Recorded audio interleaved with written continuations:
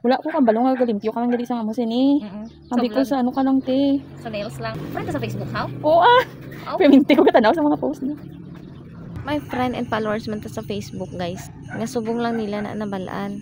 Nga lugitera man ta char lang. Kaabi nila nail extension lang aton nga nabalaan. Kay tuod may ara man gid abi guys nga kabalo mag nail extension pero hindi kabalo maglugit Hindi, sa naman mga siya. ingron. Ari si client guys, kay grade 6 pa lang daw ni siya, yan na ana dan ni kuko niya kalugit. So hindi na siya masatisfy kung hindi malugit ang iya nga kuko. In fairness guys, dalom-dalom gid man gali Yun, anak, tuod nagani mo, ang iya nga ipakabatsan. kuko guys. Dugay na Kag very malaman. And then guys, si followers ta nag-comment, concerned daw ta sa aton nga mga client.